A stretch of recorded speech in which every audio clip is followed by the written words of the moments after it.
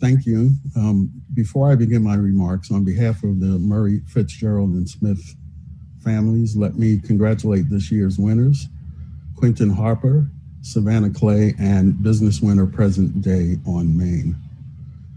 My brother Bob and I have avoided the outside world, me more than he, since March 11th, 2020. The twin announcements of the suspension of the NBA season and that Tom Hanks had contracted COVID in Australia made it apparent that the pandemic was all too real. It was mid-December when I learned that a documentary film about my aunt was premiering at the Sundance Film Festival in January. Ordinarily, being a senior citizen, living on Social Security and the benevolence of my brother, I would have been unable to travel to Park City, Utah, even if I wanted to. However, this winter, because of the COVID pandemic, I would be able to view the film electronically. My Name is Pauli Murray became a touchstone event. I sent out an announcement on the family email chain, and while it did not become a fixation, I found memories of Aunt Pauli invading my thoughts in the intervening time. As January 31st approached, there was a flurry of activity in Murray households in the Northeast, and I would imagine around the nation in the homes of many cousins.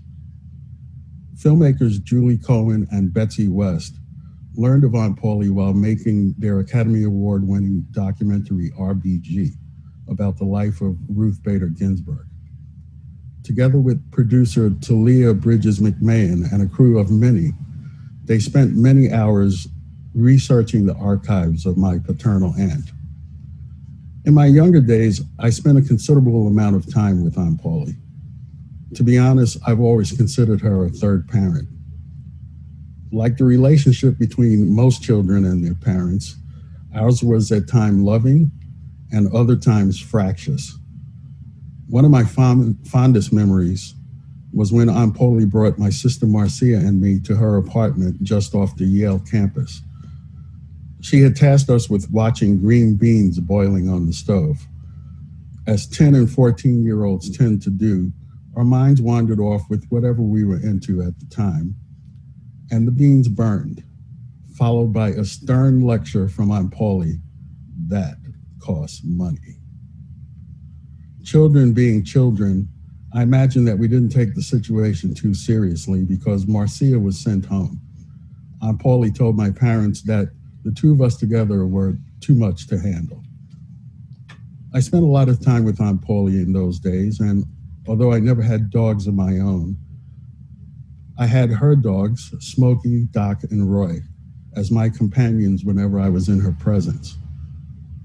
Whether it was in New Haven or New York's East Village or Boston's Beacon Street, when I was with her, the rooms were filled with classical music like Camille Saint-Saëns' Carnival of the Animals, or Peter, Paul, and Mary singing songs like If I Had a Hammer. I would be tasked with marking and clipping newspaper articles, not about her necessarily, but about significant events of the day, with a particular emphasis on human rights. On the night of January 31st, 2021, I sat down with my brother to watch the documentary.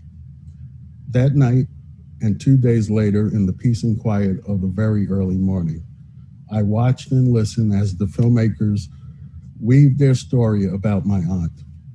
They recounted all the different things she did before others who gained more notoriety doing similar things. As a child and a teenager, I was always aware of my aunt's place in history. I remember on one of my visits to Boston, I specifically asked her why she didn't seek any publicity about the things that she did on a regular basis. To many people watching and listening today, Pauli Murray was a poet, a lawyer, an author, a teacher, a priest, a fighter, and intensely private. To me, she was just Aunt Pauli. I am a child of the television generation. One of the pivotal moments of 1968, and there were many, was the Democratic Convention in Chicago, Illinois. I have no memory of it. I have no memory of it because I was on an island, Yellowhead Island in Machias Bay, Maine. I had just turned 15 years old, and Aunt Pauli and I traveled to visit her friends Gardner Means and Caroline Ware.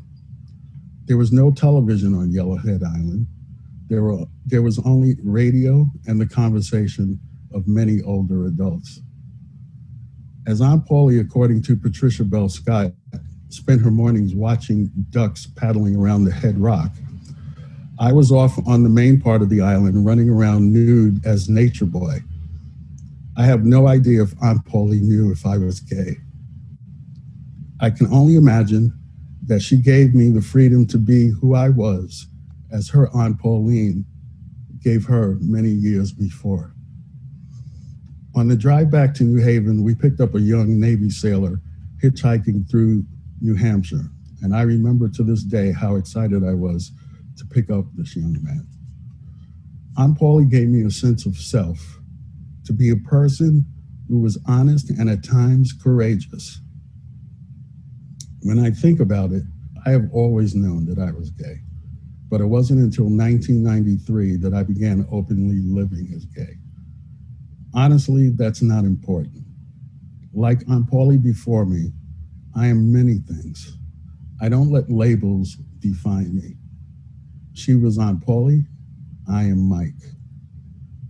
This past week, My Name is Pauli Murray was picked up by Amazon Studios for worldwide distribution.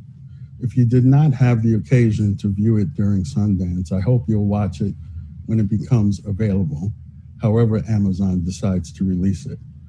Meanwhile, that film has me awash in memory.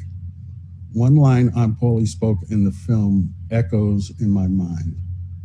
I've lived to see my lost causes found.